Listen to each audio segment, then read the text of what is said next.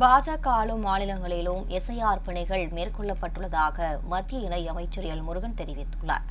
கோவை விமான நிலையத்தில் செய்தியாளர்களை சந்தித்த அவர், பீகார் மாநிலத்தில் வரலாற்று சிறப்புமிக்க வெற்றிக்கு பிறகு தமிழகத்திற்கு முதல் முறையாக கோவையில் நடைபெறும் இயற்கை விவசாயிகள் மாநாட்டிற்கு பிரதமர் மோடி வர இருப்பதாக தெரிவித்தார்.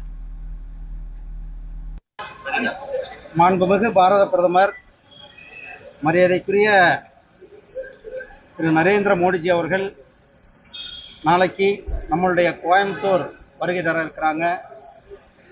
பீகாரில் ஒரு மிகப்பெரிய வரலாற்று சிறப்புமிக்க வெற்றியை பெற்ற பிறகு தமிழ்நாட்டில் நம்மளுடைய முதல் முறையாக இந்த கோயம்புத்தூரில் விவசாயிகளினுடைய நிகழ்ச்சிக்காக வர இருக்கிறாங்க. இயற்கை விவசாயிகளினுடைய மாநாட்டில் கலந்து கொள்ள இங்கே வர இருக்கிறாங்க. நீங்கள் பார்க்குறீங்க, பீகாரில் எஸ்ஐஆர் இம்ப்ளிமெண்ட் பண்ணதுக்கு அந்த மக்களினுடைய வரவேற்பு, பீகார் மக்களினுடைய மிகப்பெரிய ஒரு பங்களிப்போடு அந்த எஸ்ஐஆர் நடைமுறைப்படுத்தப்பட்டு, அங்கே என்ன எஸ்ஐஆர்னு முதல்ல புரிஞ்சுக்கணும்.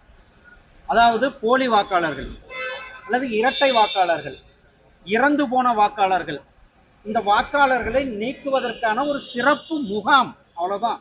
இதுதான் ஸ்பெஷல் இன்டென்சிவ் ரிவிஷன் என்று சொல்லக்கூடிய எஸ்ஐஆர். அதை தான் தேர்தல் கமிஷன் அவர்கள் நடைமுறைப்படுத்தி கொண்டிருக்கிறார்கள். இதே திமுக காரங்களே சொல்றாங்க, போலி வாக்காளர்கள் இங்க சேர்த்திருக்கிறாங்கன்ட்டு.